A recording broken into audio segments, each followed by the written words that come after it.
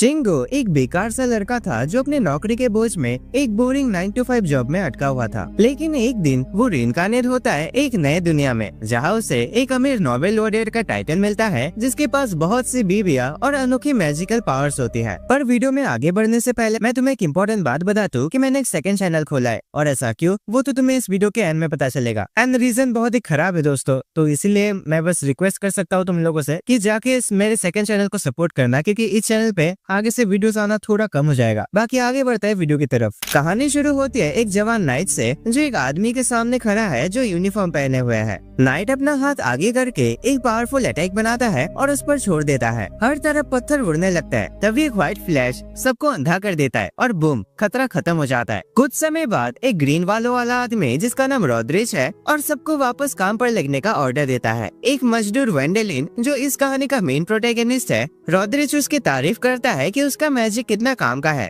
कहता है कि उसने सब कुछ एक ही पल में साफ कर दिया। वेंडेलिन घर लौटना चाहता है, लेकिन रॉड्रिच के कहने पर मजबूरन वो एक और एरिया के पत्थर साफ करने में हेल्प करता है। वापस घर आने पर वेंडेलिन थक चुका होता है, लेकिन जैसे वो अंदर आता है उसका स्वागत 3 लड़कियां करते हैं। एक लड़की जिसका नाम एलिजा है उसके साथ बैठते हैं और तब हमें समझ आता है कि वेंडेलिन अपनी नजर सीधी क्यों नहीं कर पाता। एलिजा उसके सेहत को लेकर परेशान होती है क्योंकि वो हमेशा थका हुआ लगता है। वेंडेलिन बताता है कि रॉड्रिच ने आज भी उसे ज्यादा काम करा दिया। 3 लड़कियां लीना, लुइस और वेल्मो अपना गुस्सा दिखाती है कि वेंडेलिन का रिलेशन रॉड्रिच के साथ ठीक नहीं है और वो उसे एक नौकर की तरह ट्रीट करता है। लेकिन वेंडेलिन वैसे भी अपने आप को एक ऑफिस वर्कर ही समझता है। वेंडेलिन जल्दी से उठकर अपने कपड़े बदलने चला जाता है और तभी हम उसके पिछले जीवन को देखते हैं, 10 साल पहले का, जब उसकी जिंदगी एक नरक बन चुकी थी। एक दिन वो हर रोज की तरह थक कर घर लौटा है और सोफे पर थोड़ा आराम करता है, लेकिन अचानक उसकी आँख खुलती है और वो अपने आप को उठने पर मजबूर करता है। वो एक अच्छा सा डिनर बना लेता है, लेकिन जैसे ही वो उसको खाने निकलता है उसके होश खोने लगते हैं और कुछ अजीब सा फील होता है। जब शिंगो जागता है तो सोचता है कि उसका डिनर कहाँ गया और उसके सामने ये अजीब सा खाना क्यों है जो उसने कभी नहीं देखा। जब वो ग्लास उठाता है तो उसे अपना हाथ एक बच्चे जैसा लगता है। वो एक प्लेट उठाता है अपना रिफ्लेक्शन देखने के लिए और उसे समझ आता है कि वो वाकई एक बच्चा बन गया है। वो अपने आसपास देखता है और हैरान हो जाता है क्योंकि वो एक आलीशान महल में होता है। थोड़ा और सोचने के बाद उसे समझ आता है कि वो किसी रॉयल शादी में है। बेचारा वेंडेलिन अपने किस्मत पर यकीन नहीं कर पाता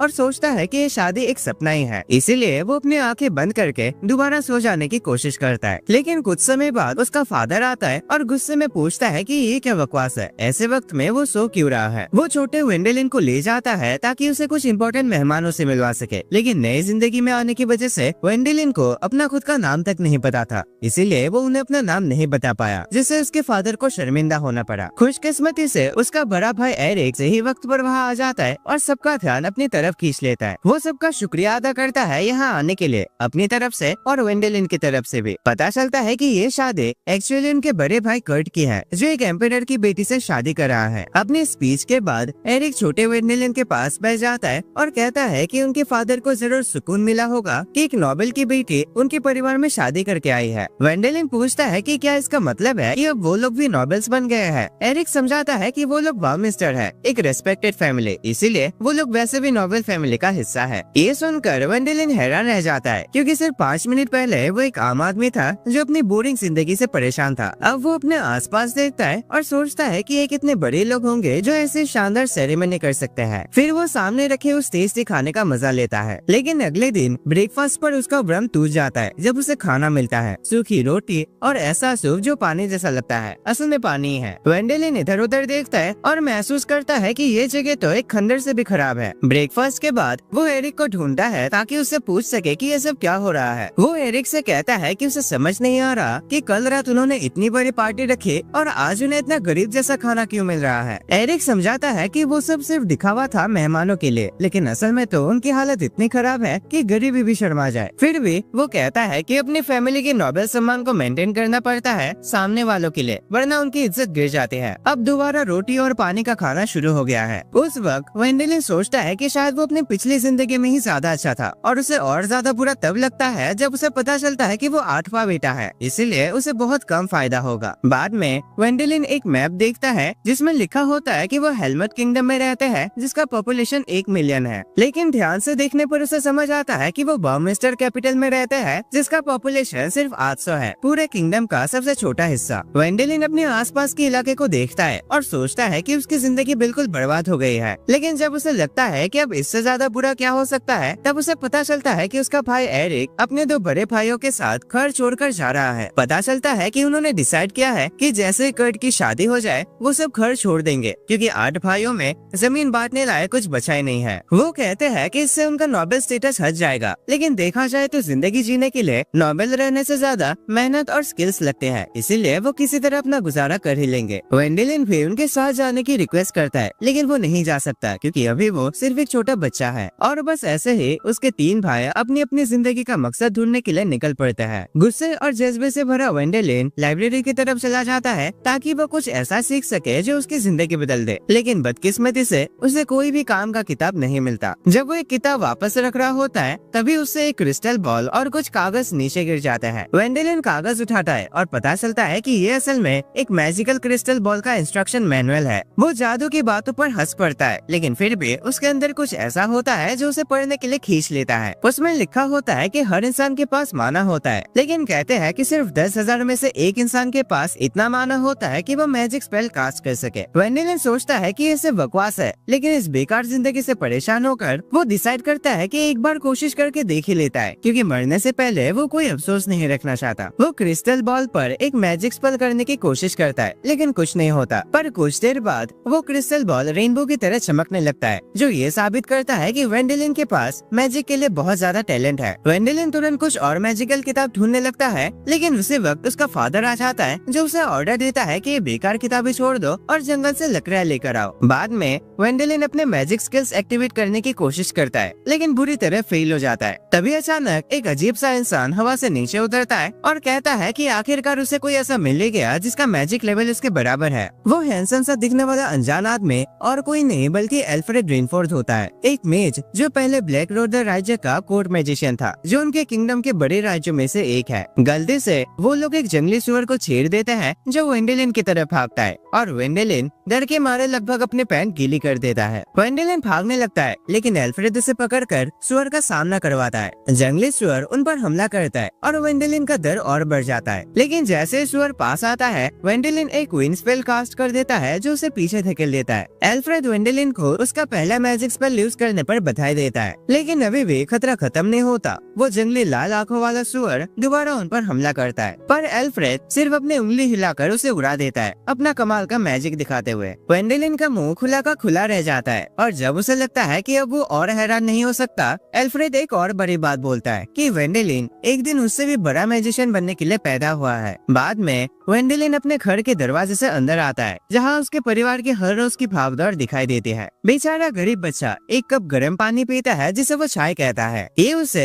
एल्फ्रेड के साथ पहले मुलाकात की याद दिलाता है, जब उसने उसे सही में एक कप गर्म चाय दिया था, और वो हंसी से याद करता है कि कैसे उस मैजिशियन ने एक पूरे जंगली सुअर को अपने छोटे से बैग में फिट कर लिया था। बिना वक्त गवाए एल्फ्रेड वेंडेलिन को याद दिलाता है कि उनकी मैजिक की क्लासेस अगले दिन से शुरू होंगे, और वो कहता है कि उनकी ये बातें किसी को भी पता नहीं चलना चाहिए। एल्फ्रेड बताता है कि ऐसा इसलिए क्योंकि अगर लोगों को पता चल गया कि वो मैजिक यूज कर सकता है तो उसे इस राज्य का अगला राजा भी बनाया जा सकता है, जिससे उसके परिवार के ऊपर बाकी नोबल्स का खतरा बन सकता है, यहाँ तक कि उसके भाइयों के बीच भी लड़ाई हो सकती है। और क्योंकि वो अभी एक बच्चा है तो इतनी सारी मुसीबत उसके नाजुक दिल पर भारी पड़ सकता है। वेंडेलिन का पहला लेसन एल्फ्रेड के मैजिक को अपने एबिलिटीज के साथ मिलाने का होता है। उनका गोल होता है एक दूसरे के माना को बराबर करना। एल्फ्रेड के बार बार भरोसा दिलाने के बावजूद कि वेंडेलिन में बहुत पोटेंशियल है, वो छोटा लड़का महसूस करता है कि अपने मास्टर के हाथ अजीब तरह से ठंडे हैं। इसी दौरान वेंडेलिन के फादर को पता चलता है कि क्रिस्टल बॉल अपनी जगह से हिला है, और उन्हें शक होता है कि वेंडेलिन ने ही उसे छुआ होगा। लेकिन आखिर में वो इस बात को हंसकर टाल देता है, क्योंकि उन्हें लगता है कि उनका बेटा एक बेकार नालायक है और उसके पास मैजिक का टैलेंट हो ही नहीं सकता। ऐसे काफी दिन बीत जाते हैं और वेंडेलिन एल्फ्रेड की गाइडेंस में जबरदस्त प्रोग्रेस करता है और कई सारे एडवांस मैजिक मैजिक भी सीख लेता है। एल्फ्रेड मदद के तौर पर वेंडेलिन के परिवार के लिए ताज़ी सब्जियां लेकर आता है और जब वेंडेलिन उसे अपने परिवार को दिखाता है तो सब हैरान हो जाता है कि वो इसे कहाँ से लेकर आया। शाम को पूरा परिवार टेबल के आसपास इकट्ठा होता है और इतनी ताज़ी सब्जियों को देखकर खुश रह जाता है। वेंडेलिन का फादर अपने पुराने मजेदार तरीके से उसका मजाक उड़ाता है कि शायद उसने मैजिक का इस्तेमाल करके ये लाया हो और उनकी हंसी से पूरा कमरा गूंज उठता है। पर इसके बावजूद वेंडेलिन का बड़ा भाई हमेशा की तरह उदास और बेचैन दिखता है। अगले दिन उनकी मैजिक क्लासेस दोबारा शुरू होते हैं और वेंडेलिन की एबिलिटीज और भी खिलने लगते हैं। अब वो मैजिक का इस्तेमाल करके चीजें महसूस करना सीख लेता है और एक दिन तो वो होरो नाम का एक बहुत रेयर पंछी जैसा क्रिएचर को शिकार कर लेता है अपने स्किल्स और मेहनत साबित करते हुए। खाने के वक्त वेंडेलिन एल्फ्रेड को भी थोड़ा वासाबी ऑफर करता है, लेकिन एल्फ्रेड इतना सारा वासाबी खा जाता है कि वेंडेलिन को अजीब लगने लगता है। फिर एल्फ्रेड वेंडेलिन को चेतावनी देता है कि जंगल के अंदर ज्यादा गहराई तक ना जाए और उसे एन्चेंटेड फॉरेस्ट के खतरों के बारे में बताता है। एक ऐसा फॉरेस्ट जो मॉन्स्टर से भरा हुआ है, पर खतरनाक होने के बावजूद भी लोग वहाँ रेयर हर्ब्स और मेडिसिन के लिए जाते हैं, लेकिन ज्यादातर लोग वहाँ खजाना और जल्दी पैसा कमाने के लिए घूमते हैं। उस टेस्टी खाने के बाद वेंडेलिन पानी को मैनिपुलेट करने की प्रैक्टिस करता है और एल्फ्रेड को बताता है कि उसे शक है कि उसका बड़ा भाई उस पर नजर रख रहा है। एल्फ्रेड समझ आता है कि वेंडेलिन का भाई अपने हिस्से का जायदाद खोने के डर से ऐसा कर रहा है। वो वेंडेलिन से पूछता है कि क्या तुम राजा बनना चाहते हो, लेकिन वेंडेलिन बताता है कि वो ऐसी जिम्मेदारी नहीं लेना चाहता। तब एल्फ्रेड उसे सजेस्ट करता है कि शायद उसे एक एडवेंचरर बनना चाहिए, जैसे कि उसने खुद अपनी जर्नी में स्टार्ट किया था। अचानक एल्फ्रेड के हाथ के आसपास एक अंधेरा ऑरा आ जाता है जो उसे बहुत दर्द देता है। वो सोचता है कि उसे अभी और वक्त की जरूरत है। बाद में वेंडेलिन अपने परिवार के साथ अपना सपना शेयर करता है कि वो एक एडवेंचरर बनना चाहता है, लेकिन उसके फादर उसके सपने को तोड़ देते हैं, ये कहकर कि उनके पास पैसा नहीं है कि वेंडेलिन को एडवेंचरर्स एकेडमी भेज सके। अगले दिन एल्फ्रेड वेंडेलिन के साथ बैठकर समझाता है कि एडवेंचरर्स एकेडमी ब्रेकबर्ग में है, एक ऐसा शहर जो बहुत तरक्की कर रहा है, जहाँ छोटे बच्चे भी गिल्ड ज्वाइन करके अपना सामान बेचकर असली पैसा कमा सकता है। वेंडेलिन और भी ज्यादा एक्साइटेड हो जाता है जब उसे लगता है कि वो अपनी ट्यूशन के लिए खुद पैसा कमा पाएगा, लेकिन एडमिशन पाने के लिए उसे पहले कुछ ऐसे स्पेल सीखना पड़ेगा जिससे कि वो उस जगह तक पहुंच सके, यानी कि उड़ने वाला मैजिक या फिर टेलीपोर्टेशन मैजिक। इन दोनों में से किसी एक को मास्टर करना होगा। एल्फ्रेड स्पेल का एक झलक देता है, वेंडेलिन को आसमान में बहुत ऊंचा ले जाता है और उसे नीचे की दुनिया का होश उड़ा देने वाला नजारा दिखाता है। उसी रात एक भयंकर काला औरा दोबारा लौट आता है, एल्फ्रेड के पूरे शरीर को खेल लेता है और उसे बहुत दर्द देता है। अगली सुबह जब वो उड़ने वाले स्पेल का प्रैक्टिस कर रहे होते हैं, एल्फ्रेड वेंडेलिन को बताता है कि उनका ट्रेनिंग जल्दी ही समाप्त हो जाएगा। वेंडेलिन ने बहुत ही कमाल की प्रोग्रेस की है और अब वो अपनी जर्नी शुरू करने के लिए तैयार है। शाम को घर पर खाना खाते वक्त उनके फादर एक डरावनी कहानी सुनाते हैं नजदीकी जंगल में व्हिस्परिंग डेड के बारे में, एक ऐसा अनडेड प्राणी जिसके पास अकल है। वो प्राणी है तो डेड बॉडी ही जो बहुत पहले मर चुके होते हैं, लेकिन उनकी अधूरी इच्छाओं की वजह से उनमें जान होती है। ऐसे जीव शुरुआत में तो अपने होश में रहते हैं, लेकिन अगर उन्हें शुद्ध नहीं किया गया तो वो बाद में ज़ॉम्बीज बनकर इंसानों पर हमला करते हैं। ये सुनकर वेंडेलिन को अचानक एहसास होता है कि एल्फ्रेड उन्हीं में से एक है, क्योंकि उसका शरीर भी एक डेड बॉडी की तरह ठंडा है। वो इतना सफेद है जैसा लगता है कि उसके अंदर खून ही नहीं है और यहाँ तक कि उसके सेंसेस भी नहीं है। इसी वजह से वो तुरंत उसे ढूंढने निकल पड़ता है। एल्फ्रेड वेंडेलिन को अपना सच बताता है। वो 5 साल पहले एक व्हिस्परिंग डेड बन गया था। उस वक्त पुराने राजा का सबसे बड़ा बेटा बीमार पड़ गया था, जिसके इलाज की तलाश में राजा एन्चेंटेड फॉरेस्ट गया। एल्फ्रेड उसके साथ बॉडीगार्ड के रूप में था, लेकिन उन पर 2000 मॉन्स्टर की सेना ने हमला कर दिया। थक कर और घायल होकर एल्फ्रेड गहरी पछतावा लेकर मर गया और वही पछतावा उसे एक व्हिस्परिंग डेड में बदल दिया। लेकिन ये प्राणी तभी मुक्त होते हैं जब उनकी इच्छा पूरी हो जाती है। एल्फ्रेड की इच्छा थी कि वो अपना जादू का ज्ञान आगे की जनरेशन को पास करे और ये मकसद उसने फाइनली पूरा कर लिया। अपनी आखिरी परीक्षा के रूप में एल्फ्रेड वेंडेलिन को कहता है कि वो होली मैजिक का यूज करे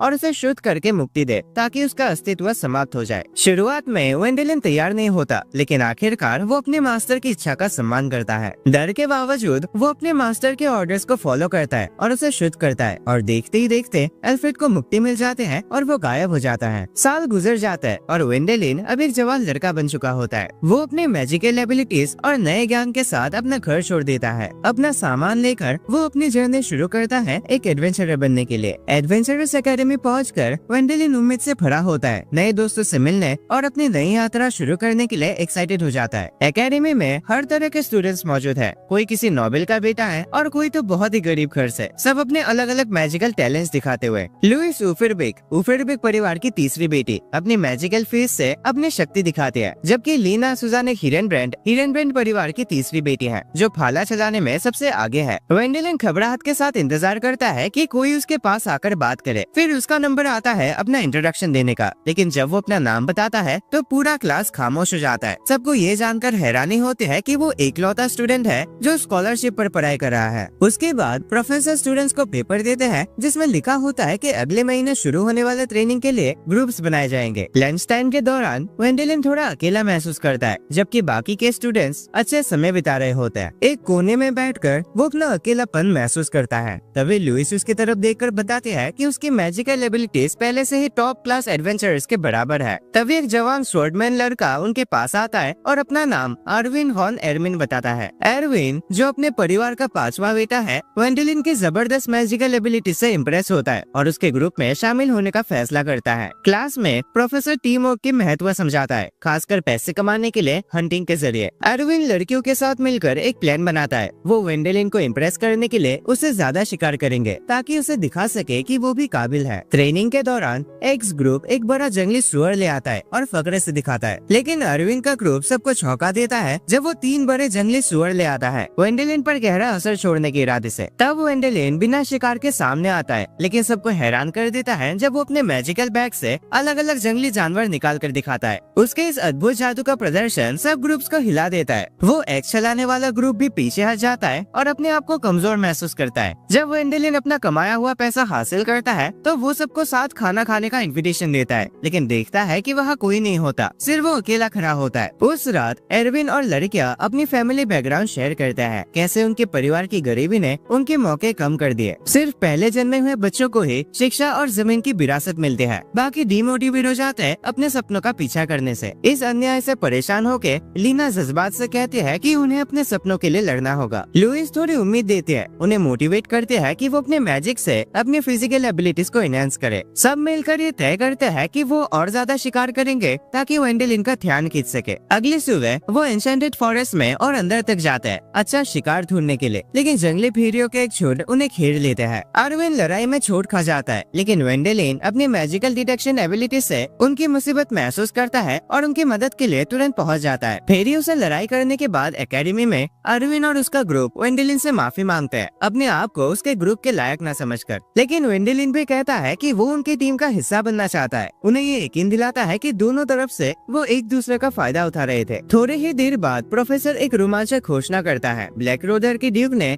सब एकेडमी स्टूडेंट्स को एक बड़ी पार्टी के लिए निमंत्रण भेजा है। पूरी एकेडमी में एक्साइटमेंट भर जाते हैं और सब स्टूडेंट्स उस इवेंट का बेसब्री से इंतजार करने लगते हैं। लेकिन एक्स चलाने वाला ग्रुप ये एक्साइटमेंट कम करने की कोशिश करता है, ये कहकर कि ये पार्टी सिर्फ एक बहाना है ताकि ड्यूक वेंडेलिन से मिल सके और बाकी स्टूडेंट्स को इग्नोर किया जा रहा है। उनकी कोशिशों के बावजूद वेंडेलिन, एरविन का ग्रुप और बाकी स्टूडेंट्स उस पार्टी के लिए तैयारी करते हैं अपने सबसे अच्छे कपड़े पहनकर। इवेंट में ड्यूक अपना इंट्रोडक्शन देता है एमेडियस वॉन ब्लैक रोडर और वेंडेलिन से मिलने की गुजारिश करता है। वेंडेलिन मान जाता है, पर सिर्फ इस शर्त पर कि उसका ग्रुप भी उसके साथ आ सके। वो अरविन और लड़कियों की तरफ इशारा करता है जो इस अचानक रिक्वेस्ट से हैरान हो जाते हैं। जैसे वो ड्यूक के महल में एंटर करते हैं, उनका स्वागत कोर्ट मैजिशियन ब्रेन से क्लिनस्टेड करता है, जो तुरंत वेंडेलिन को एल्फ्रेड के स्टूडेंट के रूप में पहचान लेता है उसके मैजिकल बैग की वजह से। ब्रेन खुलासा करता है कि उसने एल्फ्रेड का मैजिक ट्रैक किया था, लेकिन वो 7 साल पहले गायब हो गया। अपनी पहचान कंफर्म करने के बाद वेंडेलिन बताता है कि बैग में उन आदमियों की चीजें हैं जो एल्फ्रेड के साथ गए थे और वो चाहता है कि इन्हें बाद में वापस करे। महल के बाहर एरविन और लड़कियां वेंडेलिन के बचपन के बारे में बात करते हैं। उनकी हैरानी के लिए वेंडेलिन खुद सामने आता है और वो लोग कन्फेस करते हैं कि उन्होंने उसे यूज करना चाहा था, लेकिन वेंडेलिन समझाता है कि दोनों तरफ के अपने रीजंस थे और वो सच में उनके साथ ग्रुप बनाना चाहता है। उन्हें उसकी बातों में ईमानदारी दिखाई देती है और वो उसका ऑफर मान जाते हैं। अचानक एमेडियस और ब्रेन सामने आकर वेंडेलिन को बताते हैं कि उसके मदद के लिए उन्हें एक बड़ा इनाम मिलेगा और उसे अपने मास्टर एल्फ्रेड की विरासत मिलेगी। आखिर में वेंडेलिन खुद को एक बड़े से महल में अकेला खाना खाते हुए पाता है और सोचता है कि वो अपने दोस्तों को भी यहाँ लाकर एक साथ रह सकते हैं, क्योंकि ये जगह सिर्फ एक अकेले इंसान के लिए नहीं है। वो अपने साथियों के बारे में सोचता है और आगे के एडवेंचर्स के लिए एक्साइटेड होता है। वेंडेलिन फैसला करता है कि वो अपने पार्टी मेंबर्स को अपने बड़े भाई एरिक की शादी में लेकर जाएगा, जो एकेडमी गर्मी के समर ब्रेक के दौरान होने वाली है। वो सब एक मैजिक एयरशिप पर सफर करते हैं जिसमें ब्रेंड उनका गाइड होता है जो कैपिटल की तरफ जा रहा है। सफर के दौरान लुइस शानदार कपड़े पहनते हैं ताकि किसी नोबल मैन का ध्यान खींच सके, लेकिन वो लड़खड़ा जाते हैं और अरविंद पर गिर जाते हैं जो घबराहट में एक बार को कस के पकड़ लेता है। डरता है कि कहीं शिप क्रैश ना हो जाए। ब्रेंड शिप पर आकर वहाँ की सिचुएशन देखता है और लुइस को तसल्ली देता है कि मैजिक शिप सुरक्षित होता है, लेकिन वो एक बड़े ड्रैगन के खतरे के बारे में बताता है और अचानक एक अनडेड ड्रैगन उनके आसपास आ जाता है। एक स्केलेटल ड्रैगन सामने आता है और शिप पर अटैक करता है जिससे पैसेंजर्स घबरा जाते हैं।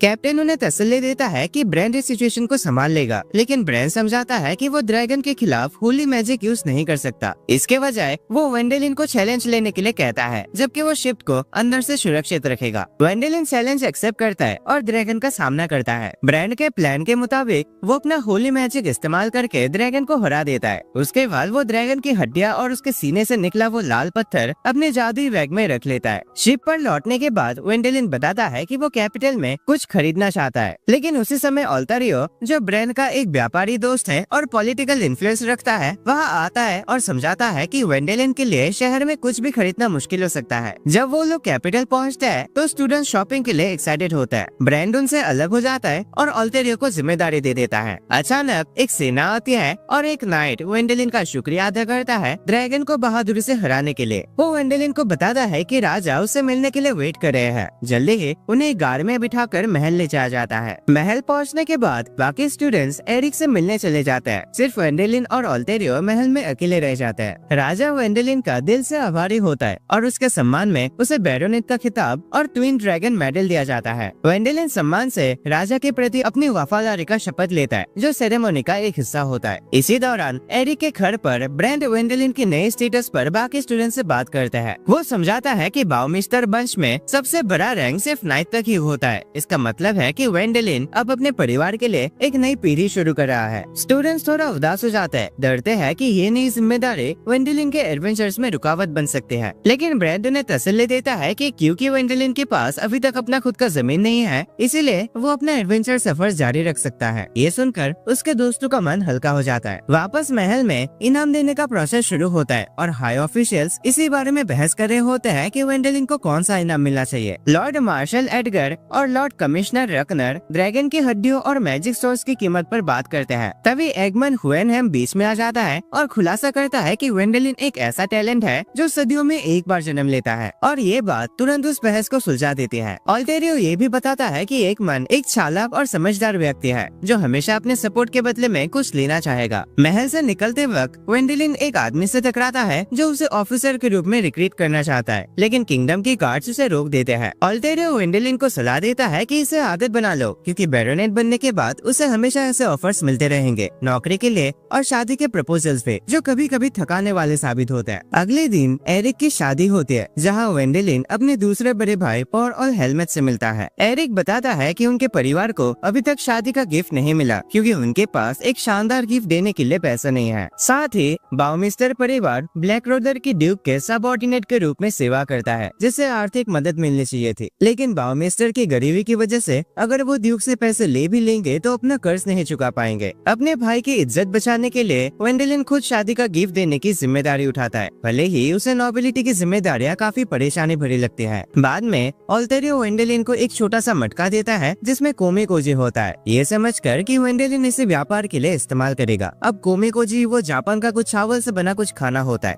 लेकिन वेंडेलिन सबको हैरान कर देता है उन्हें अपने घर टेलीपोर्ट करके, और बताता है कि ये अब उनका नया घर होगा। वहाँ वो उन्हें सिखाता है कैसे मिसो बनाते हैं कोजी का इस्तेमाल करके। जब सब लोग इस टेस्टी मिसो का मजा लेते हैं तो वेंडेलिन अपने ऑफिस वर्कर वाले दिन याद करता है। दिन के अंत में वेंडेलिन खुशी से अपने परिवार और दोस्तों की सेवा करता है और टेस्टी खाना खाता है। सीन चेंज होता है और कार्डिनल होएनहेम अपनी पोती एलिजा को बुलाता है और उसे बताता है कि उसने उसके हस्बैंड को चुन लिया है। सर्च सेरेमनी के बाद कार्डिनल होएनहेम वेंडेलिन को इनवाइट करता है और वेंडेलिन भी उनके लिए कुछ टॉफी ले जाता है शुक्रिया के तौर पर। तब एलिजा कार्डिनल की पोती वहाँ आती है और अपना इंट्रोडक्शन देती है। वेंडेलिन उसके मैजिक एबिलिटीज को महसूस करता है, खासकर उसके हीलिंग मैजिक को, जिस वजह से शहर के लोग उसे सेंट कहकर बुलाते हैं। तभी कार्डिनल उसे अपनी इच्छा बताता है कि वो एलिसे से शादी करे। ये भी बताता है कि उसके लिए ऑलरेडी कई सारे रिश्ते आए थे। वेंडेलिन मजाक में कहता है कि अगर उसे भी ऐसा रिश्ता मिल जाए तो मजा ही आ जाता, लेकिन कार्डिनल इसे गंभीरता से लेता है और तुरंत उनकी सगाई फिक्स कर देता है, अपनी चतुराई दिखाते हुए। बाद में कार्डिनल अपने बटलर से सगाई पर बात करता है और खुलासा करता है कि उसने पहले ही राजा की मंजूरी ले ली थी। वो वेंडेलिन के उस तोहफे के बारे में भी बात करता है जो उसने सर्च की तरक्की के लिए उन्हें दिया था, जो ये साबित करता है कि वेंडेलिन सिर्फ मैजिक एबिलिटीज में ही नहीं बल्कि हर एक चीज को अच्छे से सोचता है। इसी बीच वेंडेलिन जोकर के रूप में भेष बदलकर अपने दोस्तों को अपने सगाई की खबर देता है। उसे एहसास होता है कि नोबल्स के लिए रोमांटिक शादी जैसे कोई चीज नहीं होती और उनके बीच लव मैरिजेस बहुत कम होती है। उसके भाई की पत्नी उसके इस जोकर कॉस्ट्यूम में मदद करते हैं। वेंडेलिन जोकर का भेष बनाकर कैपिटल की गलियों में निकलता है ताकि बिना पहचाने शहर देख सके, लेकिन एक स्पीयरमैन उसे देख लेता है और पहचान लेता है, जिससे हंगामा मच जाता है। लोग उसे पहचान लेते हैं और भीड़ जमा हो जाते हैं, जो वेंडेलिन के लिए परेशानी बन जाती है। भारी भीड़ से बचने के लिए वो टेलीपोर्ट कर जाता है। घर लौटकर वेंडेलिन अरविन और एरिक से शिकायत करता है कि लोग उसे पहचान जाते हैं। अरविन सलाह देता है कि वेंडेलिन उसे अपना बॉडीगार्ड बना ले और वेंडेलिन मान जाता है और उसे अपना गार्ड बना लेता है। वेंडेलिन बाद में टेलीपोर्ट करके कार्डिनल के घर पहुंचता है, जहां उसकी मुलाकात एलिसे से होती है। वो रूफटॉप पर जाता है ताकि एक प्राइवेट बातचीत कर सके, जिससे वो उसे और अच्छी तरह से जान पाए। असल में वो उससे उनके एंगेजमेंट के बारे में उसकी राय लेना चाहता है, क्योंकि वो पूरी जिंदगी एक दुख भरी शादी में नहीं फंसना चाहता। खुशकिस्मती से जब वो एलिसे से इन सब के बारे में पूछता है तो एलिसे उसे बताती है कि वो इस अरेंजमेंट से काफी खुश है। ये सुनकर वेंडेलिन भी खुश हो जाता है। शाम को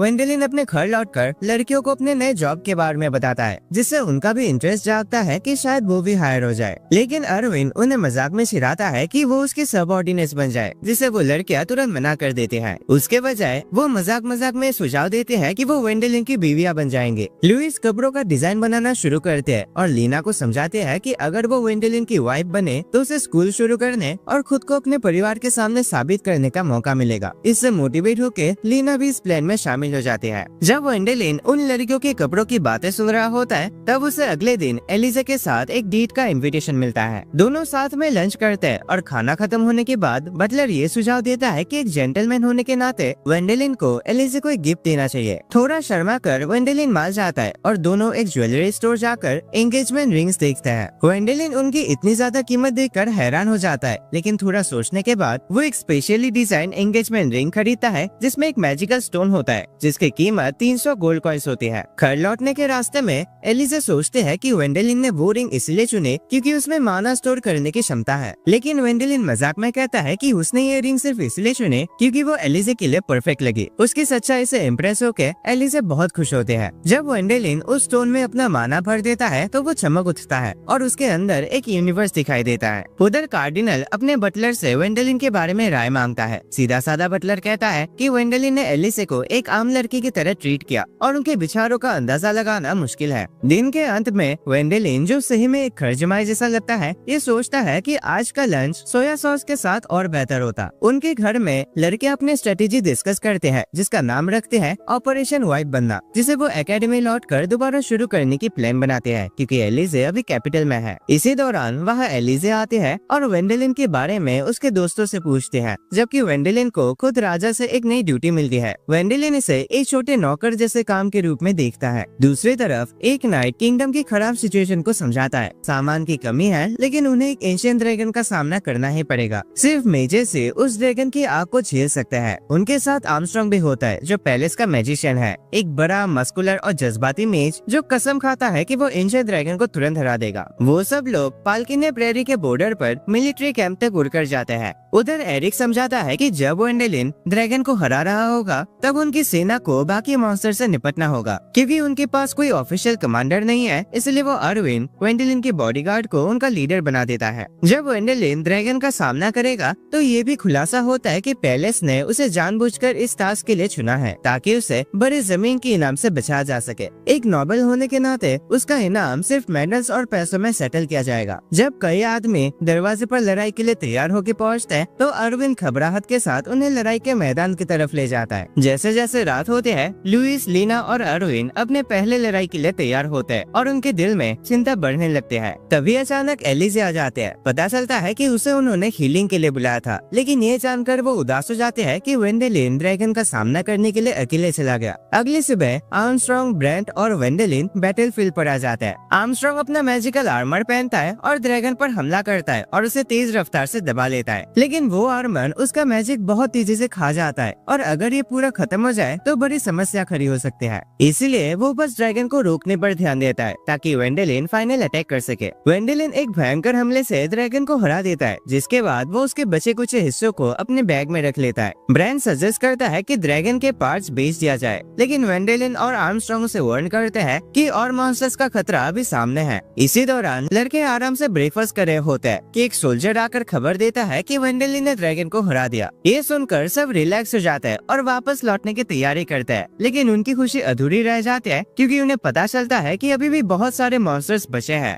जब एलिजे का माना खत्म हो जाता है तो वो अपनी रिंग का इस्तेमाल करके उसे दोबारा भर लेते हैं। उसे वेंडेलिन की पहले की बात याद आती है जब उसने कहा था कि वो बस हीरो होने का नाटक करता है। एलिजे समझ जाते हैं कि अगर वेंडेलिन हिम्मत कर सकता है तो वो भी कर सकते हैं, इवन जब उसका माना खत्म हो रहा हो। वो मेडिसिन का ध्यान रखते रहते हैं और सोल्जर्स की बातें सुनती है जो वेंडेलिन की तारीफ कर रहे होते हैं। एक सुबह एक सोल्जर कैंप में आता है और वेंडेलिन का लास्ट नेम बोलता है, जिससे एलिजे घबरा जाते हैं कि कहीं वेंडेलिन को कुछ हो ना गया हो और तुरंत उसे देखने भागते हैं। लेकिन जब वो वहाँ पहुँचते हैं तो देखते हैं कि वो उसका भाई है जो थकान से जमीन पर गिरा होता है। तभी वेंडेलिन उसके पास आ जाता है और उसे सरप्राइज मिलता है। इस अचानक मुलाकात से एलिजे बेहोश हो जाती है। जब वो होश में आती है, वेंडेलिन उसे तसल्ली देता है कि सब कुछ ठीक है और कहता है कि वो इतनी जल्दी हारने वाला है नहीं, जिसे सुनकर एलिजे को हिम्मत मिलती है। एलिजे ये कन्फेस करती है कि उसे पता है कि वेंडेलिन कोई असली हीरो नहीं है, जो वेंडेलिन के चेहरे पर एक मुस्कान ले आता है। थोड़ी देर बाद आर्मस्ट्रॉन्ग बहुत खुशी के साथ एलिजे को गले लगाने आ जाता है और बताता है कि वो उसका अंकल है। आखिरकार सभी कैपिटल में आ जाते हैं। वहाँ लड़कियां परेशान होते हैं कि उनका प्लान खतरे में है क्योंकि अब एलिजे वेंडेलिन के साथ रहने वाली है। जब एलिजे वेंडेलिन से मिलने जाते हैं तो वो एज्यूम करते हैं कि वेंडेलिन पहले ही लुइस और लीना से एंगेज्ड है, लेकिन वेंडेलिन एलिजे से पूछते हैं कि अगर उसके पास कुछ और पत्नियां हो तो क्या उसे प्रॉब्लम होगी, जिसके जवाब में एलिजा कहती है कि उसे कोई प्रॉब्लम नहीं है। अचानक लुइस और लीना बीच में टपक पड़ते हैं और कहते हैं कि वो उसे शादी करना चाहते हैं और वेंडेलिन उनकी बात मान लेता है। वेंडेलिन के भाई उसे याद दिलाते हैं कि देश की नजर उसके हर कदम पर है। वो एक आने वाले टूर्नामेंट का जिक्र करता है जहां वेंडेलिन को सिर्फ अपने तलवारबाजी पर भरोसा करना होगा बिना किसी मैजिक के। ये खबर वेंडेलिन को परेशान कर देती है क्योंकि वो हमेशा से मैजिक पर निर्भर रहा है और बिना उसके लगभग वो बेकार हो जाता है। ट्रेनिंग सेशन के दौरान लड़के अपने मैजिक से अपनी ताकत बढ़ाकर अरविंद को हरा देते हैं, जो अपनी हार से ओवर रिएक्ट करता है। तभी वो नोटिस करता है कि वेंडेलिन उनके ऊपर उड़ रहा है और लीना मेंशन करते हैं कि उसके कार्डिनल से मुलाकात हुई थी। बाद में ब्रेंडेक के साथ बातचीत में लड़के टूर्नामेंट के डिटेल्स डिस्कस करते हैं। ब्रेंडेक बताता है कि जीतना जरूरी है ताकि शर्मिंदगी ना हो। वो सजेस्ट करता है कि लड़कियां बिना मैजिक के प्रैक्टिस करे और अरविंद समझता है कि उसे भी अपने आप को सुधारना होगा। डिनर के दौरान ब्रेंडेक की वार्निंग के बाद उन्हें पता चलता है कि वॉरेन, जो पहले टूर्नामेंट का विनर था, इस बार कम्पीट नहीं करेगा। वेंडेलिन को ये जानकर राहत मिलती है कि उसका असली मकसद है शर्मिंदगी से बचना। ब्रेंड ये भी शेयर करता है कि एलिजा उनके एडवेंचरर ग्रुप ज्वाइन करेगी, भले ही वो टूर्नामेंट में हिस्सा ना ले। लेकिन अरविंद थोड़ा परेशान हो जाता है क्योंकि वो ग्रुप का एकलौता मेंबर है जिसके पास मैजिक नहीं है। पर वो सबको हैरान कर देता है जब वो बताता है कि उसने फैसला कर लिया है कि वो टूर्नामेंट जीतेगा। अगली सुबह सब लोग बहुत ज्यादा हार्ड ट्रेनिंग करते हैं और अरविंद खास तौर पर फोकस रहता है कि वो अपना एक अलग पहचान बना पाए। लंच ब्रेक के दौरान वेंडेलिन एक बड़ी बात बोलता है कि वॉरेन इस बार भी कम्पीट करेगा क्योंकि राजा चाहता है कि वो जीते ताकि आगे की जनरेशन उसे एक इंस्पिरेशन की तरह ले सके। ये खबर अरविंद को और परेशान कर देता है और वो वेंडेलिन से पूछता है कि अगर वो हार गया तो क्या उसे ग्रुप से निकाल दिया जाएगा। वेंडेलिन उसे तसल्ली देता है कि ऐसा कुछ नहीं होगा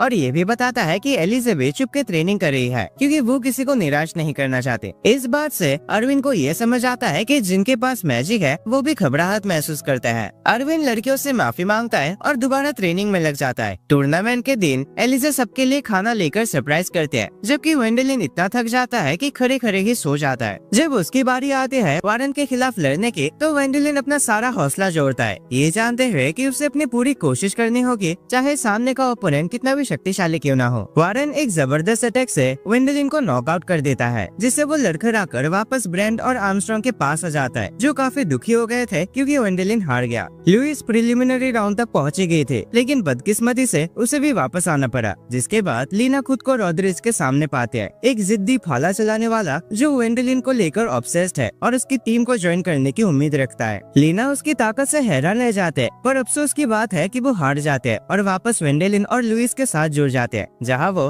रॉड्रिग्स के बारे में अपना एक्सपीरियंस शेयर करते हैं कि वो एक टैलेंटेड बंदा है। वेंडेलिन को सोते हुए देखकर एलिजा उसकी तरफ से माफी मांगते हैं और बताती है कि जो लंच बॉक्स उसने कल उन सबको दिए थे वो सब असल में वेंडेलिन ने बनाए थे, इसीलिए वो अच्छे से सो ही नहीं पाया। इसी बीच अरविन फाइनल राउंड तक पहुंच जाता है और वेरन को चैलेंज करने के लिए तैयार होता है, भले ही उसके पास कोई मैजिकल शक्तियां नहीं है। लड़कियां अरविन को समझाती है कि वो दोबारा सोचे क्योंकि वारेन उसे इजीली हरा देगा, लेकिन अरविन अपने फैसले पर टिका रहता है। उसे वेंडेलिन के उन बातों से मोटिवेशन मिलती है जो लड़ाई से पहले उसने उसे बताए थे। इस नए जज्बे के साथ वो लंच करता है और तय कर लेता है कि वो कम्पीट करेगा ताकि वो अपने दोस्तों को निराश न कर सके, और ऐसे ही वो लड़ाई के लिए निकल पड़ता है। बाद में हम देखते हैं कि वारेन खुद ही अरविन और लीना को रॉड्रिग्स के साथ ट्रेनिंग दे रहा है, जो उनके भविष्य के सफल होने की तरफ इशारा करता है। उधर वेंडेलिन लुइस के साथ अपने मार्शल आर्ट्स इंस्ट्रक्टर आर्मस्ट्रांग के साथ ट्रेनिंग करने की तैयारी करता है। समय के गुजरने के साथ वेंडेलिन के फादर के लिए टैक्स रिपोर्ट्स आते हैं जो तुरंत कर्ट को दे दी जाते हैं। इसी दौरान कर्ट की पत्नी और उसका बेटा कर्ल उसे मिलने आते हैं और ये मेंशन करते हैं कि कोई व्यक्ति वेंडेलिन के बारे में बात करना चाहता है, जो कर्ट को गुस्सा दिलाता है। कुछ ही देर बाद उसकी पत्नी एक लेटर पढ़ते हैं जिसमें लिखा होता है कि वेंडेलिन अभी पुराने डंजन्स की खोज में लगा है। उधर वेंडेलिन और उसके दोस्त खुशी मना रहे होते हैं क्योंकि 3 साल तुरंत गुजर जाते हैं, जो उनके जवानी में कदम रखने और नोबेल रेस्ट्रिक्शन से छुटकारा मिल गया है। उन्होंने एडवेंचरस की जिंदगी अपना ली है और अपने पहले मिशन के लिए निकल पड़ते हैं, लेकिन उनकी ये खुशी थोड़ी कम हो जाती है जब ब्रेंड एक चिट्ठी लेकर आता है जो राजा की तरफ से होता है। उस लेटर में वेंडेलिन को पुराने डंजन्स की एक यात्रा पर भेजने का आदेश होता है। जब वो रुइंस की तरफ रवाना होते हैं तो पूछते हैं कि ब्रेंड क्यों उनके साथ है। तब उन्हें पता चलता है कि राजा ने उसे उनकी बॉडीगार्ड के रूप में भेजा है। इतिहास में पहले भी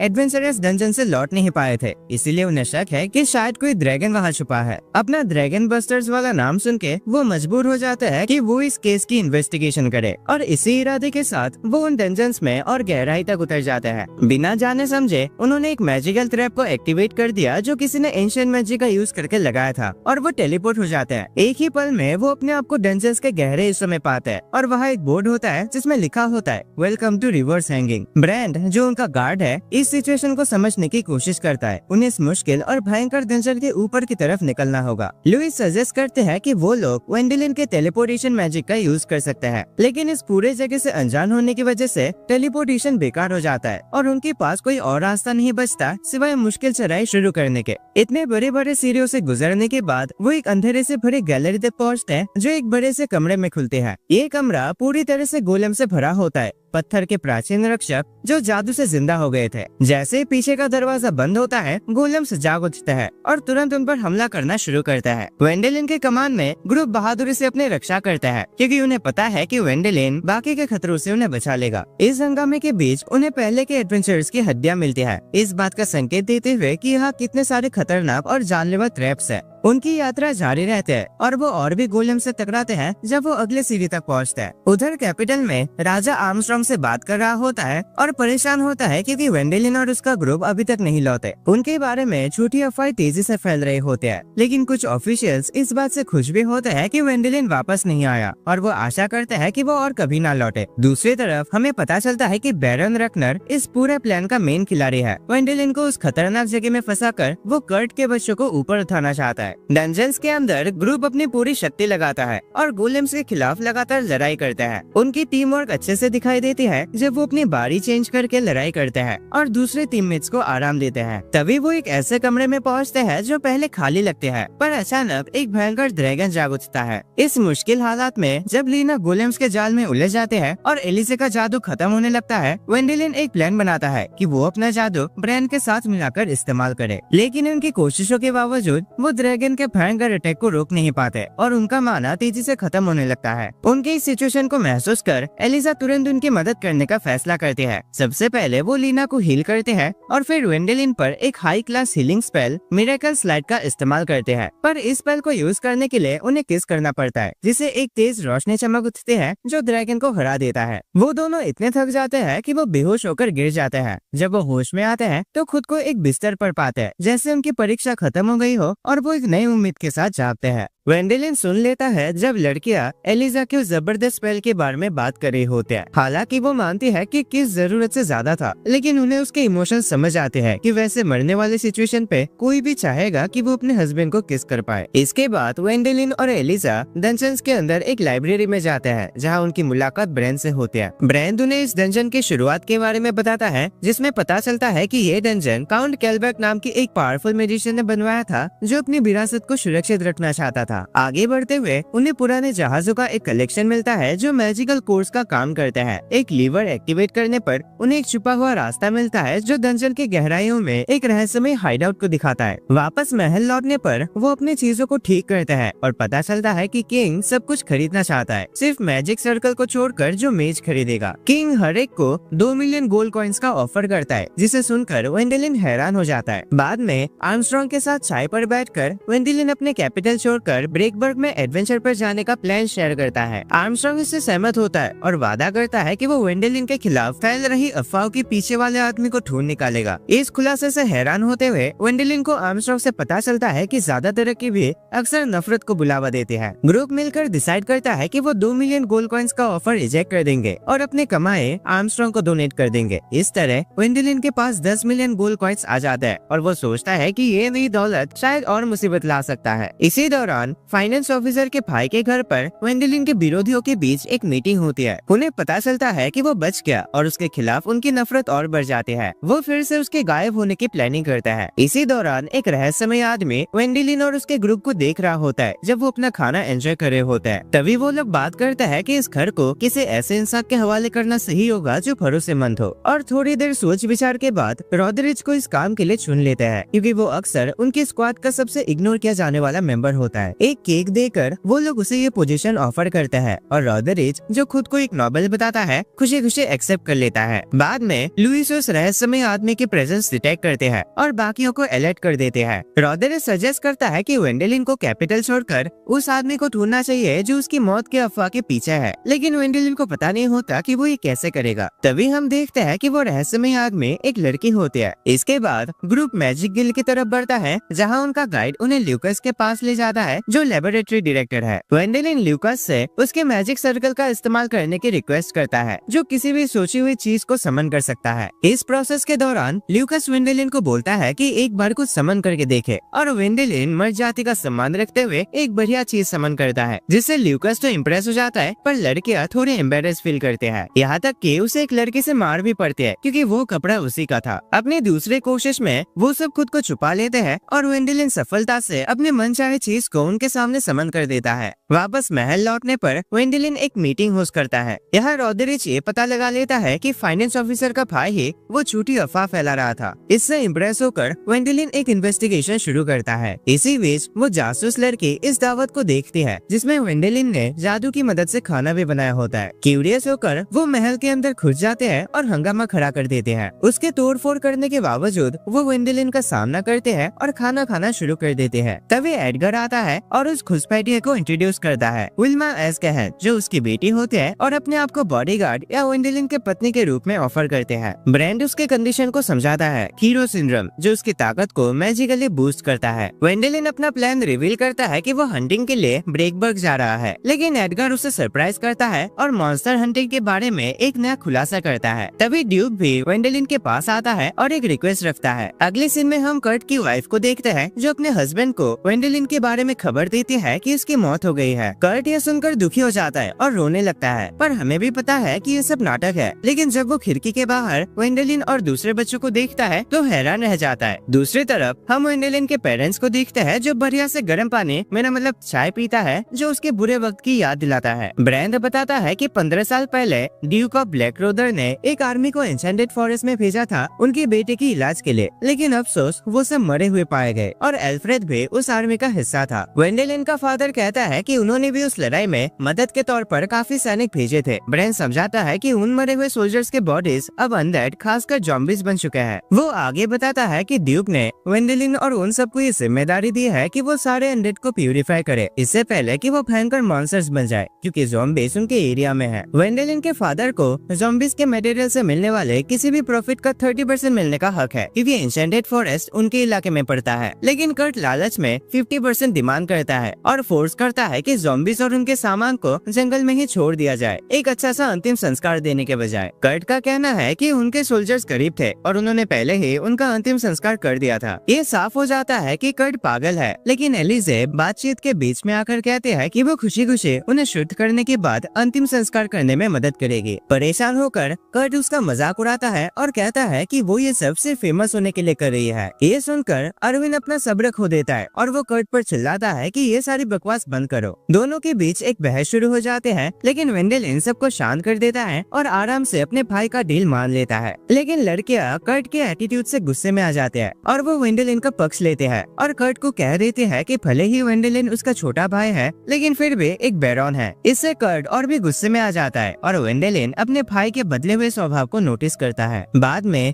कर्ट गाँव वालों को काम करने का ऑर्डर देना शुरू करता है, लेकिन गाँव वाले वेंडलिन और उसके प्यूरिफिकेशन के काम के बारे में पूछते हैं। एक बूढ़ा आदमी कहता है कि वो ड्रैगन स्लेयर यानी वेंडलिन से अपने मरे हुए बेटे का प्यूरिफिकेशन करवाना चाहता है, लेकिन कर्ट इस बात पर कोई भाव नहीं देता। वो और भी गुस्से में आ जाता है और उसका असिस्टेंट अनाउंस करता है कि वेंडलिन सिर्फ एक एडवेंचरर है और ज्यादा दिन तक गांव में नहीं रुकेगा। अगले सीन में हम देखते हैं कि कर्ट के घर पर मर्लिन, जो हरमैन की पत्नी है, वेंडलिन का सपोर्ट दिखाने के लिए एक पाई बनाती है। वो उसे बताते हैं कि उसका ग्रैंडफादर भी एक अनडेड था और उसने वादा किया है कि वो अपना सामान वापस करेगा। फिर वो सजेस्ट करते हैं कि वेंडलिन को राज्य का राजा बना देना चाहिए, जो हरमैन को डरा देता है क्योंकि कर्ट वेंडलिन से नफरत करता है। वेंडलिन समझ जाता है कि कर्ट उसकी सफलता से जलता है और दुश्मनी रखता है, पर सभी नौकर और गाँव वाले भी उसके सपोर्ट में होते हैं, जो चाहते हैं कि वेंडलिन ही अगला राजा बने। अगले दिन प्यूरिफिकेशन की शुरुआत की जाती है, जिससे आत्माएं प्रकट होना शुरू होता है। एलिजे की मदद से वेंडलिन प्यूरिफिकेशन की रीच बढ़ा देता है और एक ऐसा बैरियर बनाता है जो अपने रास्ते से गुजरते किसी भी अनडेड को अपने आप साफ कर देता है। अपनी कोशिशों के बावजूद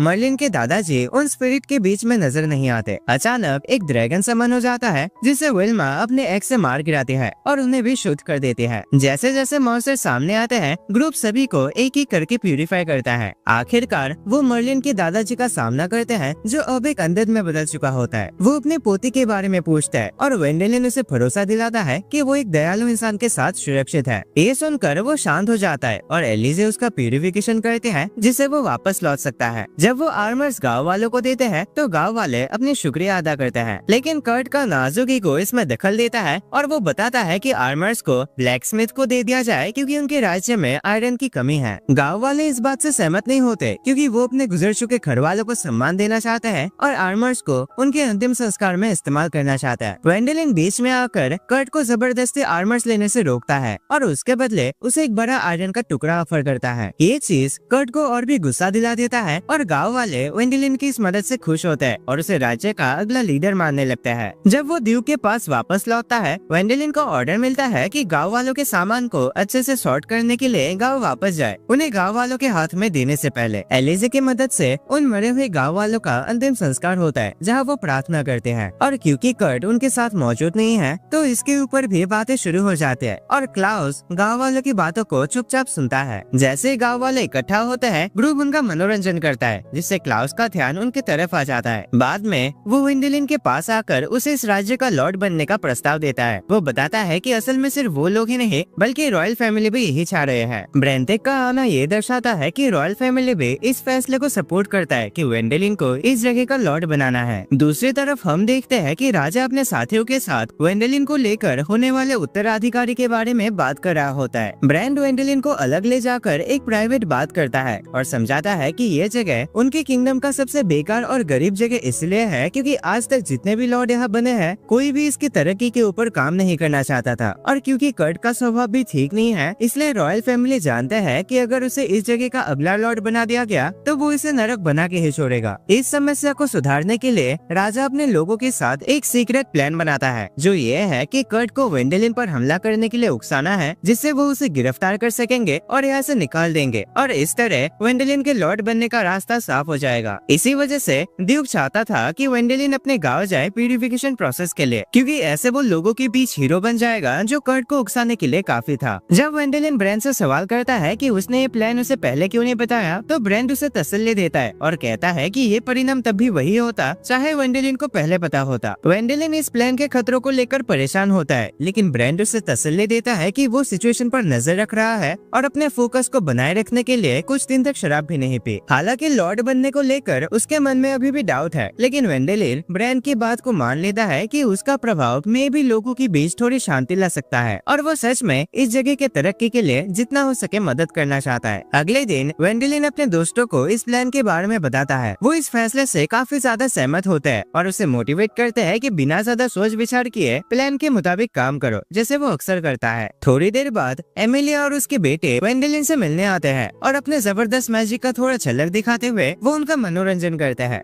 जैसे पानी के गोले बनाना और छोटे इंद्रधनुष दिखाना। बच्चों की मासूमियत को देखकर उसके दोस्त भी थोड़े निराश हो जाते हैं, ये सोचकर कि जब उनके फादर को उनकी पोजीशन से हटा दिया जाएगा तो शायद उनका नोबिलिटी स्टेटस भी हट जाएगा और उन्हें लोगों की नफरत का सामना करना पड़ सकता है। उस रात वेंडेलिन और उसके दोस्त हेरमन के साथ रात का खाना एंजॉय कर रहे होते हैं जब अचानक बाहर से चिल्लाने की आवाज सुनाई देती है। जब वो जांच करते हैं तो उन्हें कुछ नाराज गांव वाले मिलते हैं जो लॉर्ड के पास जा रहे होते हैं और उसे मजबूर कर रहे होते हैं कि वो वेंडेलिन को अपना ये पोजीशन सौंप दे। बिना अपने मौत से डरे वो लोग बताते हैं कि कर्ट के गांव वालों के ऊपर अन्याय करना उन्हें पसंद नहीं है और उनकी बातों की गंभीरता देखकर सब हैरान हो जाते हैं। वेंडेलिन कुछ वक्त मांगता है ताकि वो इस समस्या को सुलझा सके। वो सबको हैरान कर देता है जब कहता है कि वो यहाँ और कुछ दिन रुक रहा है, जबकि वो लोग ये सोच रहे थे कि वो जल्दी चला जाएगा। ब्रैन को पता चल जाता है कि गांव का मुखिया ही इन अफवाहों के पीछे है और वो उससे मिलकर कहता है कि उसे दूसरों के प्लान्स में दखल नहीं देना चाहिए। ब्रैन मानता है कि मुखिया अच्छाई के लिए ये सब कर रहा है, लेकिन उसे ये याद दिलाता है कि महल को पसंद नहीं है जब लोग अपनी मर्जी से काम करते हैं। इस चेतावनी के लिए शुक्रगुजार होकर गाँव का मुखिया वादा करता है कि वो गाँव का ख्याल रखेगा और ब्रैन को जाने से पहले सावधान रहने को कहता है। जब ब्रैन वापस महल जा रहा होता है वो देखता है कि वेंडेलिन कर्ट के भविष्य को लेकर गहरी सोच में डूबा हुआ है, खासकर उसके पोजीशन से हटने के बाद उसकी जिंदगी क्या होगी। उसका मन इस बात पर अटक जाता है कि कहीं कर्ट को दूसरों की नफरत न झेलना पड़े, लेकिन ब्रैन बीच में बोल पड़ता है और कहता है कि अगर ये प्लान फेल हुआ तो महल कर्ट को हमेशा के लिए खामोश करने में बिल्कुल भी देर नहीं करेगा। इस बात का बोझ वेंडेलिन पर भारी पड़ता है और वो अपने भाई को खोने के ख्याल से घबरा जाता है। ऐसा होने से रोकने के लिए वो अगले दिन कर्ट से मिलने का फैसला करता है। उनके बातचीत में वेंडेलिन एक शांति से भरा प्रस्ताव रखता है। वो कर्ट को एक जमीन का टुकड़ा ऑफर करता है अगर वो लॉर्ड बन जाए, साथ ही उस जमीन के तरक्की के लिए पैसों की मदद करने का भी वादा करता है। इससे दोनों के लिए फायदेमंद रहेगा। वेंडेलिन एक मैप पर उस बंजर जमीन को ध्यान से निशान लगाता है, लेकिन कर्ट का रिएक्शन बिल्कुल भी अच्छा नहीं होता। गुस्से से भरकर वो मैप को टुकड़े टुकड़े कर देता है और वेंडेलिन पर इल्जाम लगाता है कि वो चुप कर उसका पोजीशन छीनने की साजिश कर रहा है। वेंडेलिन अपनी ईमानदारी और सावधानी से उसे समझाता है और गाँव वालों के बीच बढ़ रही नाराजगी के बारे में भी बताता है, लेकिन कर्ट फिर भी गुस्से में रहता है और वेंडेलिन को तुरंत चले जाने का आदेश देता है। जब वेंडेलिन कर्ट के कमरे से बाहर निकलता है उसकी मुलाकात एमिली और उसके बेटों से होती है, जो उससे एक प्राइवेट बातचीत करने की रिक्वेस्ट करता है। जब वो अपनी परेशानियां एमिली के साथ बांटता है तो वो अपनी सच्ची इच्छा बताता है कि हर किसी के लिए एक खुशहाल जिंदगी हो, सब लोग मिलजुल कर रह सके बिना किसी नफरत के। वेंडेलिन एक्सेप्ट करता है कि उसे नहीं पता कि ये मुमकिन है या नहीं। एमिली बताती है कि उसकी पहले प्रायोरिटी अपने बच्चों की सुरक्षा और खुशी है और वेंडेलिन के साथ उसकी नजदीकी इसलिए है क्योंकि उसके हस्बैंड के पास कोई भविष्य नहीं है। वो क्यूरियस होकर वेंडेलिन से पूछती है कि क्या वो उसके बच्चों का स्टेप फादर बनने के लिए तैयार है।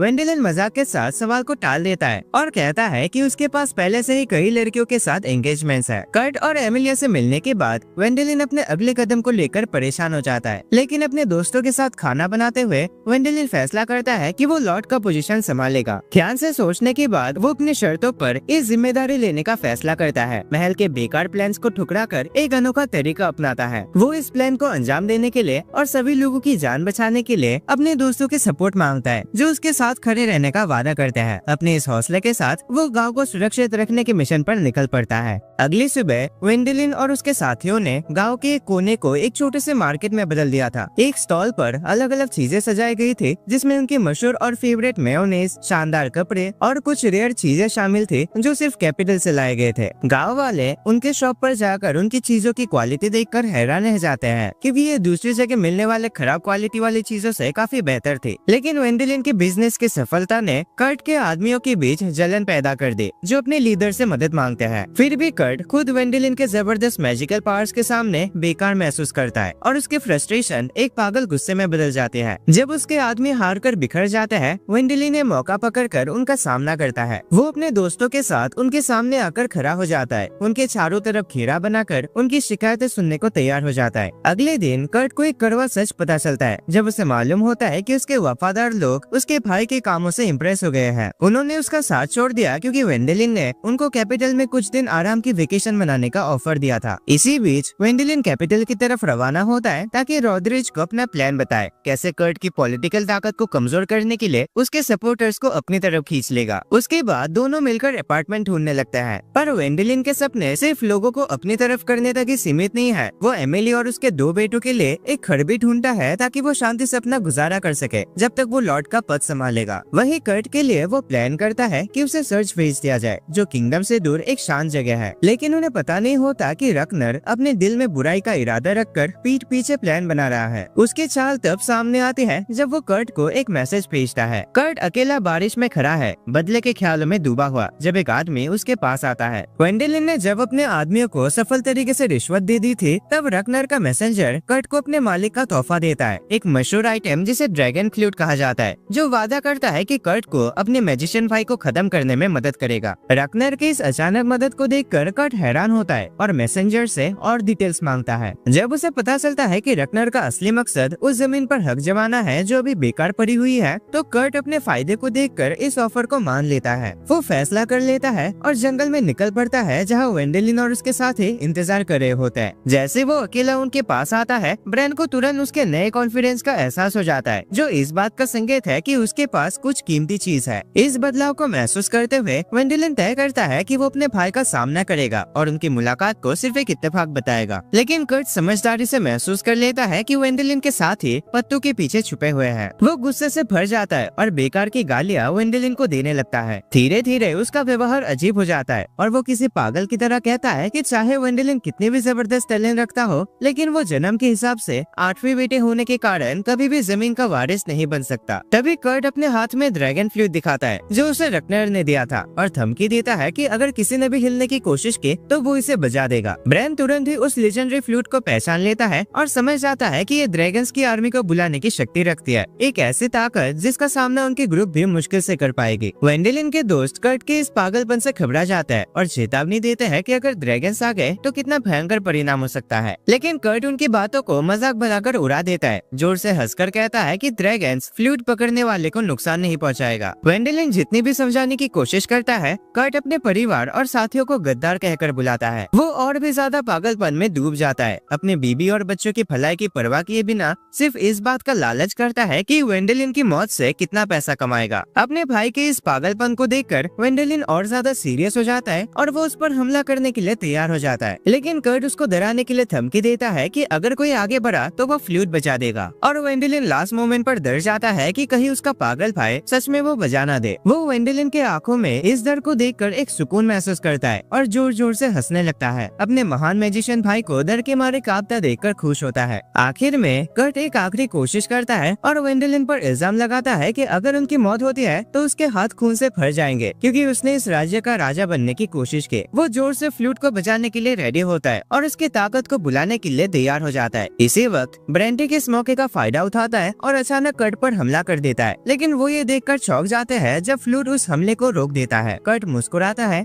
खुश होता है कि एटलीस्ट ये फ्लूट उसके साथ है। जैसे वो फ्लूट में फूंक मारता है, आसमान अचानक अंधेरा हो जाता है और जमीन से भूत जैसे स्पिरिट्स निकलने लगते हैं। लेकिन सबको हैरानी होती है जब ड्रैगन्स कहीं नजर नहीं आते। अपने भाई के धोखे के बावजूद वेंडेलिन उसकी मदद करने को तैयार है, लेकिन लीना उसे उसके पास जाने से रोकती है। उसे कर्ट के आसपास एक अजीब सी ऑरा का एहसास होता है। एलिजाबेथ भूतों से निकल रही बुरी शक्ति को महसूस करती है और ब्रेंटिक को अब ये सिचुएशन समझ आती है। उसे एहसास होता है कि कर्ट के पास लीजेंडरी ड्रैगन फ्लूट नहीं है, बल्कि वो फ्लूट ऑफ ग्रजेस है, एक खतरनाक चीज जो बदले की भावना से भरे स्पिरिट्स को बुलाकर अपने मालिक को मरने में मदद करती है। कर्ट इस फ्लूट के जाल में फंसकर बिना जाने अपने ही खिलाफ इसकी जानलेवा ताकत को छोड़ देता है। भूतों के कब्जे में आते ही उसका गुस्सा वेंडेलिन के खिलाफ और भड़क उठता है, अपने पुराने दुश्मनी और भूतों के बदले की भावनाओं के साथ मिलकर। उसकी आंखें गुस्से से लाल हो जाते हैं और भूत उसके आसपास इकट्ठा होकर उसको एक विशाल डरावने रूप में बदल देते हैं। वेंडेलिन डर के मारे जम जाता है जब वो देखता है कि उसका भाई एक राक्षस में बदल गया है। ब्रैंड उसे तुरंत अपनी होली मैजिक का इस्तेमाल करने के लिए कहता है ताकि वो इस खतरे को जल्दी खत्म कर सके, लेकिन डर से घबराकर वेंडेलिन खुद को कुछ करने के लिए कमजोर महसूस करता है, जैसे वो वही जम गया हो। एलिजा हिम्मत से आगे बढ़ते हैं और अपनी मैजिक से वेंडेलिन को उस राक्षस के हमले से बचाने की कोशिश करते हैं। उसकी बहादुरी के बावजूद उसकी शक्ति अकेले उस भयानक प्राणी को हराने के लिए काफी नहीं होती। एलिजा की हिम्मत को देखकर वेंडेलिन होश में आता है और उसे इस पूरे सिचुएशन का एहसास होता है। वो तय करता है कि उसकी मदद करेगा और दोनों मिलकर उस भयानक राक्षस के खिलाफ लड़ेंगे। जब उसे ये समझ आ जाता है कि अपने भाई को बदले की भावनाओं से घिरे उन स्पिरिट्स के कब्जे से बचाने की कोई उम्मीद नहीं है, तब वेंडेलिन फैसला करता है कि कर्ट को मारकर इस हालत से मुक्ति देगा। वो अपनी होली मैजिक को एलिजा के साथ मिलाकर और ज्यादा पावरफुल बनाता है। दोनों मिलकर एक तेज रोशनी का धमाका करते हैं जो उस भयानक राक्षस को खत्म कर देता है। इस धमाके के बीच कर्ट एक कैप्सूल में बंद हो जाता है और दूर जाकर फंस जाता है। जब फ्लूट ऑफ ग्रजेस जमीन पर गिरता है तब कर्ट की वो डरावनी आत्मा बदला लेने के लिए उस आदमी की तलाश में निकल पड़ता है जिसने उसे धोखा दिया था। यहाँ कैपिटल में रकनर अपनी जीत की खुशी मनाता है। उसे लगता है कि कर्ट ने वेंडेलिन को खत्म कर दिया है और उसे वो बंजर जमीन मिल गई है जिसका उसने सपना देखा था। उसके साथ ही उसकी तारीफ करता है कि वो कितना होशियार है, लेकिन रकनर कर्ट की वफादारी पर शक करता है और उसे गाँव का पागल समझता है। अचानक कर्ट की बदले की आत्मा उस कमरे की खिड़की तोड़ देती है और रकनर और उसके साथियों पर अपना बदला लेते हैं। अगले दिन वेंडेलिन कैपिटल पहुंचता है और रॉड्रिज से मिलता है। उसे पता चलता है कि कर्ट की वजह से रकनर वहां पार्टी कर रहे कुछ मेहमान और उनके पूरे परिवार के लोग मारे गए। सबसे हैरानी की बात यह है कि इस हादसे में 12 नोबेल परिवार शामिल थे जिसने पूरे राज्य पर गहरा प्रभाव छोड़ा। हालांकि कुछ प्रीस्ट ने कर्ट की पापों को शुद्ध कर दिया है, लेकिन उस डरावनी हादसे की खबर तेजी से फैलती है। रॉड्रिज वेंडेलिन को चेतावनी देता है कि अब एमिलिया और उसके बच्चों के लिए कैपिटल में रहना सुरक्षित नहीं होगा, क्योंकि कर्ट से उनका रिश्ता लोगों की नफरत को बढ़ा देगा। इस बात को समझकर कि कैपिटल में उनके लिए शांति से जीना मुश्किल होगा,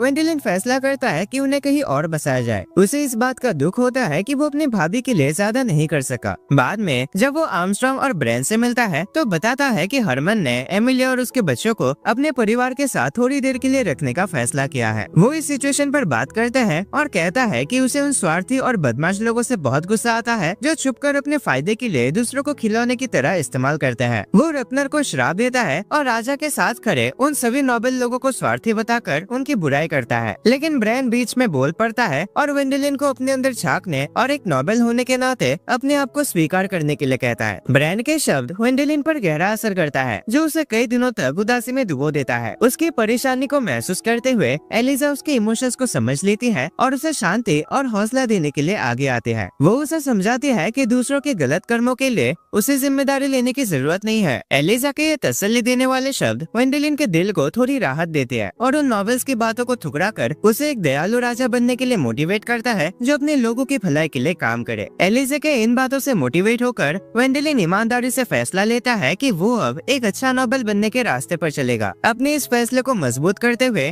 घर के काम निपटाने के बाद वेंडेलिन राजा से मिलने निकल पड़ता है। सभी अनडेड को प्यूरिफाई करने और उसकी शानदार काबिलियत से इम्प्रेस होकर राजा वेंडेलिन की तारीफ करता है और उसे इनाम के रूप में उस जमीन का लॉर्ड बनाता है। साथ ही इतनी बड़ी जिम्मेदारी के महत्व को समझते हुए राजा उसे पूछता है कि क्या उसे कुछ और चाहिए। वेंडेलिन तुरंत इस मौके का फायदा उठाकर राजा से इनाम के तौर पर मांगता है कि उसे ये अधिकार चाहिए कि वो अपने पसंद के किसी भी 2 व्यक्ति को नोबेल परिवार का हिस्सा बना सके, लेकिन उसके इस बात से कई लोग नाराज हो जाते हैं और उसका विरोध करने लगते हैं। सारे ऑफिशियल्स, जनरल और यहाँ तक कि वो बुढ़ा प्रीस्ट भी उसके इस डिमांड से खुश नहीं होते और गुस्से में आ जाते हैं। वो उसे उसके अहंकार भरे शब्दों के लिए राजा से माफी मांगने को कहता है और तुरंत अपना ऑफर वापस लेने को कहता है। जनरल तो इतना गुस्सा हो जाता है कि वो वेंडेलिन की काबिलियत पर सवाल उठाता है और कहता है कि इतनी बड़ी जमीन का आधा हिस्सा उसे छीन लिया जाए, मगर कमिश्नर रकनर जनरल के इस बात से सहमत नहीं होता और बताता है कि उस जमीन की तरक्की के लिए वेंडेलिन जैसे एक शक्तिशाली जादूगर की जरूरत पड़ेगी। वो ऐसे ही किसी को उसका आधा हिस्सा सौंप नहीं सकते। जैसे जैसे ये डिबेट आगे बढ़ता है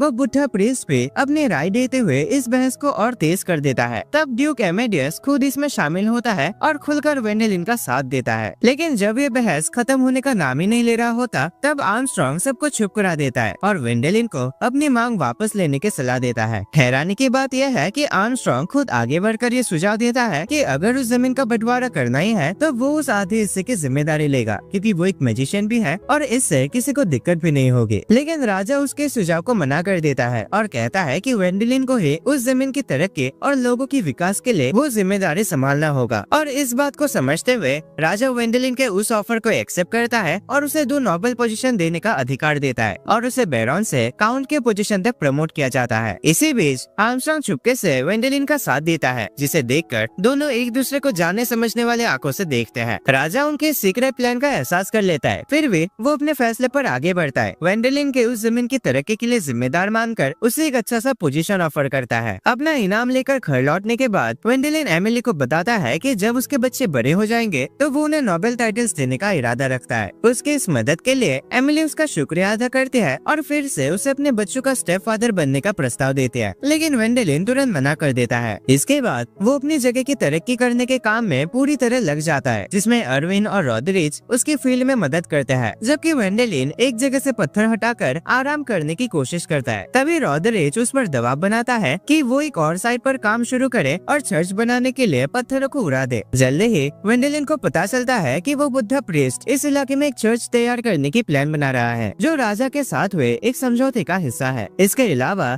ड्यूक, जनरल और कमिश्नर भी इस जगह में छुट्टियां गुजारने का प्लान कर रहे हैं, लेकिन वेंडेलिन उन्हें अपनी जमीन देने का बिल्कुल इरादा नहीं रखता, क्योंकि वो वहाँ सोया सॉस फैक्ट्री बनाना चाहता है। जब उस पर उसके दोस्तों की तरफ से रिक्वेस्ट का तूफान आता है तो उसे लगता है जैसे वो किसी पागल शो के बीच में फंस गया हो। लुइस और आर्मस्ट्रांग एक फनी टीम की तरह आते हैं और उसे अपने रेगुलर ट्रेनिंग के लिए खींच कर ले जाता है। विल्मा एक बड़े केले को देखकर कैंडी स्टोर में बच्चे की तरह एक्साइटेड हो जाते हैं। तभी लीना एक रिक्वेस्ट लेकर आते हैं और रॉदरिच काम खत्म करने पर जोर देता है, जिससे इस हलचल भरे माहौल में एक और ट्विस्ट आ जाता है। सबकी रिक्वेस्ट से खिरकर वेंडेलिन को लगता है जैसे वो तूफान में फंस गया हो। इस पागलपन से बचने के लिए वो लंच के लिए घर जाता है और एक ऐसा खाना खाता है जो उसके पुराने जिंदगी की यादों को ताजा कर देता है। वो अपने इस नए नोबेल जिंदगी के बारे में सोचकर हंसी रोक नहीं पाता। आखिर किसने सोचा था कि एक गरीब नोबेल का 8वां बेटा इतने पागल दोस्तों और मजेदार हालातों के साथ अपनी जिंदगी जिएगा। और इसी के साथ ये एनिमे यहीं पर खत्म हो जाते हैं। वीडियो पसंद आए तो लाइक करना। और हाँ, एक बहुत इंपॉर्टेंट न्यूज तुम लोगों के लिए। अभी मैंने कुछ दिन पहले कम्युनिटी पोस्ट डाला था जहां मैंने बताया था कि इस चैनल पे 2 स्ट्राइक आ चुके हैं। मुझे पता है कि बहुत से लोगों को ये बात पता नहीं है, तो मैं यहाँ बता दूं कि हाँ, ये बात सच है कि चैनल पे 2 स्ट्राइक है और इसीलिए इस चैनल पे आगे से वीडियोस आना थोड़ा कम हो जाएगा, क्योंकि चैनल को बचाने के लिए मुझे सेफ रहना है। एक स्ट्राइक भी अगर आ गया तो बाइक गए हो चैनल, इसलिए मैंने